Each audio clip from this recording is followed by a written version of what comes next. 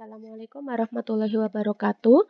Kita mulai untuk mata kuliah statistika lanjut hari ini ialah mengenai peubah acak dan nilai harapan. Untuk video yang pertama, saya akan jelaskan terlebih dahulu untuk peubah acak atau disebut pula variabel random. Peubah acak atau variabel random ialah suatu fungsi yang memetakan setiap unsur dalam ruang sampel pada suatu bilangan real. Nah, perlu dicatat bahwa X besar menyatakan peubah acak, sedangkan X kecil menyatakan nilainya. Kemudian, yang kedua adalah setiap nilai dari peubah acak memiliki peluang tertentu atau persentase nilai tertentu yang terkait. Nah, pada ilustrasi 1 yang paling mudah ini ya, dilakukan sebuah eksperimen melempar sebuah uang logam. Peubah acak X menyatakan banyak gambar yang muncul bila satu koin dilempar. Tentukan nilai X kecil yang mungkin dari peubah acak X besar. Maka solusi, Anda tentukan dulu peubah acak X-nya apa. Ternyata di sini adalah banyaknya gambar yang muncul. Kemudian X adalah nilai peubah acak. Maka selanjutnya adalah tentukan ruang sampel. S besar ya dalam hal ini sama dengan kurung kurawal. Kita punya ruang sampelnya adalah angka dan gambar. Maka A, G. Nah, nilai yang mungkin muncul adalah X sama dengan 0. Itu tidak muncul gambar, melainkan muncul angka. Maka X sama dengan 0. Kemungkinan yang kedua adalah X sama dengan 1, yaitu muncul gambar. Ilustrasi yang kedua. Suatu sampel random berukuran 3 dipilih dari hasil produksi suatu mesin. Kita ingin mengkuantifikasikan hasil pengamatan berdasarkan hasil yang dicapai menurut kategori tertentu, misal baik atau cacat dari produksi tersebut.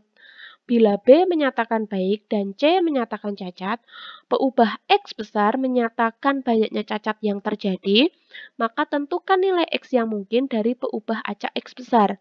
Maka kita tentukan terlebih dahulu ruang sampelnya. Ternyata tadi kita punya 3 hasil produksi.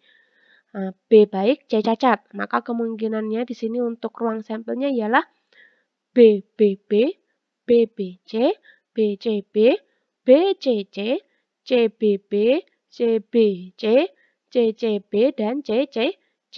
Ketiganya cacat untuk yang terakhir. Nah, maka solusi kita buat ke dalam bentuk tabel. Kiri adalah ruang sampel, kanan adalah nilai peubah acaknya. Maka BBB nilainya adalah 0 karena tidak ada cacat. BBC 1, nilai cacatnya 1, dan sampai seterusnya yaitu CCC artinya nilai X-nya yang muncul adalah, yang mungkin adalah 3. Nah, Anda bisa paham sendiri. Kemudian, klasifikasi peubah acak berdasarkan nilainya, peubah acak diklasifikasikan menjadi 2, yaitu peubah acak diskrit dan peubah acak kontinu. Pertama kita terlebih dahulu bahas peubah acak diskrit, yaitu peubah acak yang nilai-nilainya berhingga banyaknya atau berisi sederetan anggota yang banyaknya sebanyak integer. Contohnya, banyaknya pemunculan sisi muka atau angka dalam pelemparan sebuah koin. Nah, ini bisa kita cacah nilainya. Kemudian yang kedua, jumlah anak dalam sebuah keluarga. Misalnya 1, 2, 3 anak, 4 anak, dan seterusnya. Tidak mungkin nilainya itu sangat rapat. Misalkan anaknya jumlahnya 1,5, 1/4. Nah, itu tidak mungkin. Maka itu termasuk contoh dari peubah acak diskrit. Yang kedua adalah klasifikasi peubah acak yang kedua, yaitu peubah acak kontinu. Yaitu ialah peubah acak yang nilai-nilainya tak berhingga banyaknya atau berisi sederetan anggota yang banyaknya sebanyak titik dalam sebuah garis. Jadi kalau kita lihat garis, itu titiknya sangat rapat ya. Dari meter, senti, bahkan ada mili. Nah, itu sangat-sangat rapat di dalam suatu garis. Maka contohnya adalah usia penduduk suatu daerah. Yang kedua adalah panjang beberapa helai kain. Nah, di sini untuk yang ilustrasi 1 tadi ya, bahwa diketahui bahwa setiap nilai dari peubah acak memiliki peluang tertentu atau persentase nilai tertentu yang terkait. Sehingga berapa peluang X sama dengan 0 atau X sama dengan 1 pada ilustrasi 1, jika ditanyakan seperti itu atau peluangnya, maka kita bisa membuat ke dalam bentuk tabel ya. Kolom yang pertama, kolomnya adalah gambar yang muncul, yaitu angka dan gambar, maka pada baris adalah kejadian, X, dan peluangnya. Maka tadi kita peroleh untuk angka adalah 0, gambar di sini adalah 1. Maka berapa peluangnya? Ya, berarti untuk munculnya angka ya, tidak muncul gambar, ini artinya adalah 1 ya. 1 kejadian per ruang sampel, yaitu tadi berapa? 2. Kemudian selanjutnya adalah untuk gambar juga 1 per 2, yaitu 2 diperoleh dari ruang sampelnya. Maka kalau Anda total untuk peluang ini, total di sini adalah harus selalu 1. Setengah tambah setengah yaitu 1. Dilanjutkan distribusi peluang diskrit. Andaikan X suatu peubah acak diskrit dan F suatu fungsi, maka himpunan pasangan terurut X, Fx merupakan suatu fungsi peluang atau distribusi peluang peubah acak diskrit X bila untuk setiap kemungkinan hasil X. Jadi ada beberapa teorema di sini. Ini penting nih nomor 2, bahwa nanti distribusi kumulatifnya adalah untuk peluang itu tadi adalah 1. Pasti 1. Ilustrasi 3 di sini. Peubah acak X menyatakan jumlah mobil terjual dalam sehari menurut jumlah hari selama 300 hari. Misalkan di sini jumlah mobil terjual dalam sehari itu 0, ternyata ada 54 hari. Jumlah mobil terjual 1 itu ada 117 hari dan seterusnya. Total adalah 300 hari. Maka tentukan distribusi probabilitas jumlah mobil terjual dalam sehari menurut jumlah hari selama 300 hari. Nah, maka kita peroleh PX atau peluang atau distribusi probabilitasnya ialah dari mana? 54 per 300 yaitu 0,18. 117 per 300 yaitu 0,39 dan seterusnya. Nah, di sini tadi sudah dikatakan pada teorema di atas yang kedua bahwa total atau kumulatif dari distribusi probabilitas ialah bernilai 1. Maka kalau kita total ini harus bernilai 1. Jadi kalau ada soal nanti total kumulatifnya tidak 1, maka kemungkinan soal itu keliru. Nah, ini jika digambarkan ya. Kemudian ilustrasi 4. Suatu pengiriman 8 komputer PC yang sama ke suatu toko mengandung 3 yang cacat. Bila suatu sekolah membeli 2 komputer ini secara acak dari cari distribusi peluang banyaknya yang cacat. Nah, ini diberikan ilustrasi ada 8 komputer, tapi di sini ada 3 yang cacat. Nah, sekolah akan membeli 2 komputer saja yang dipilih dari 8 komputer tersebut.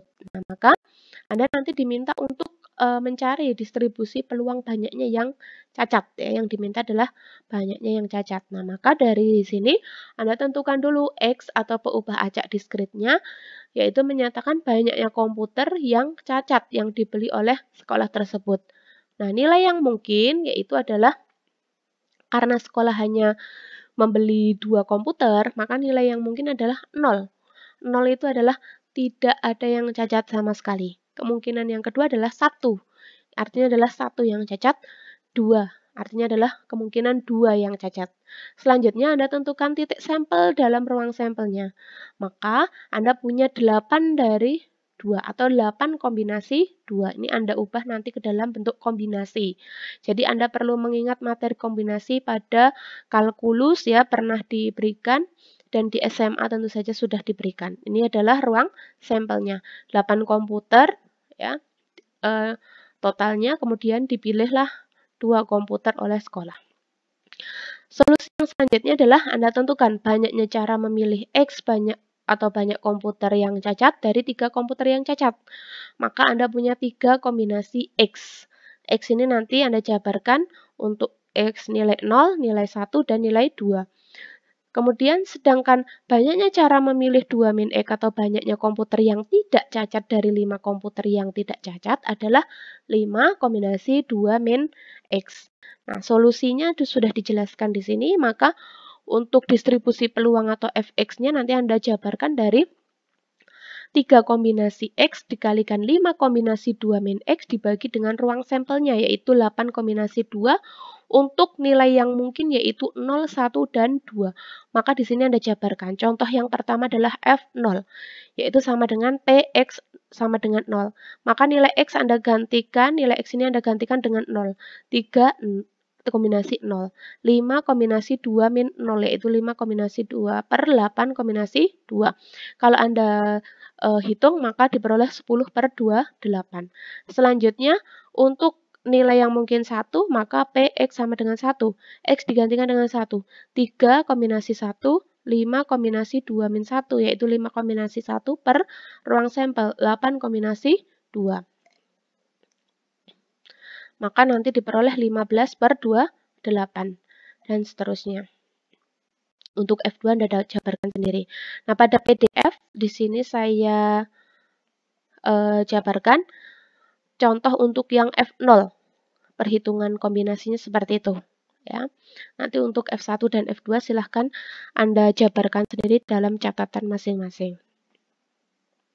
Nah, ini fungsi distribusi kumulatif peubah acak diskrit ya, dinyatakan oleh sebagai berikut.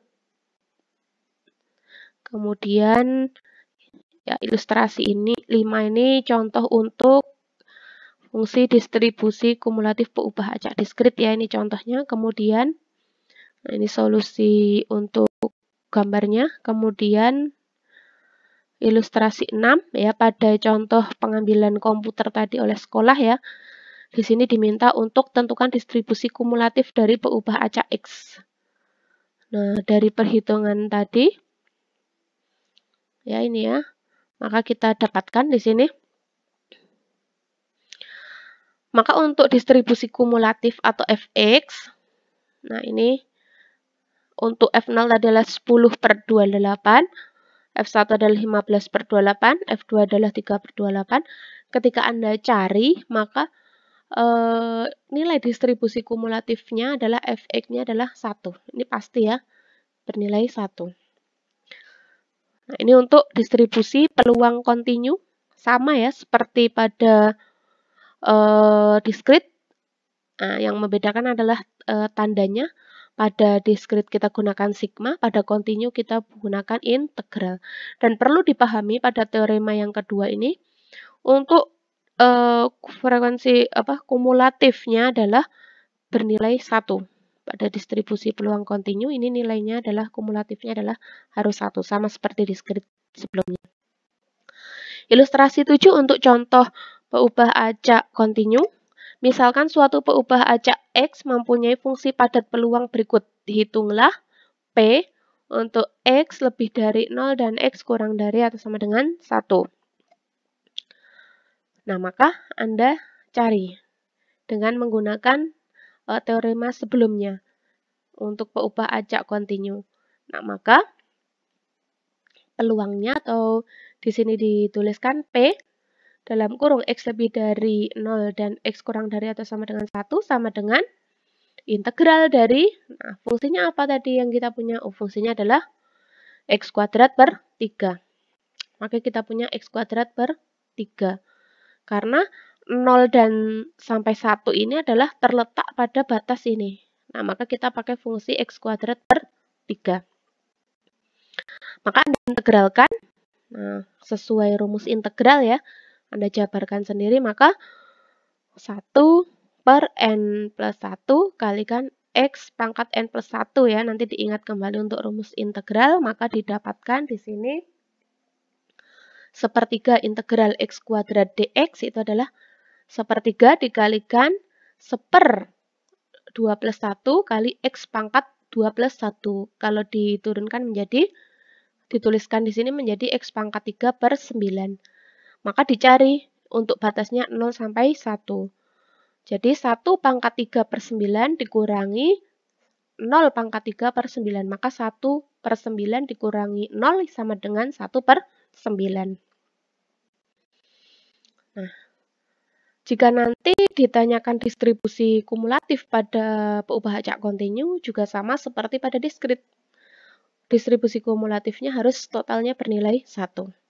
Nah, sekian untuk peubah acak ya, semoga bermanfaat. Terima kasih. Wassalamualaikum warahmatullahi wabarakatuh.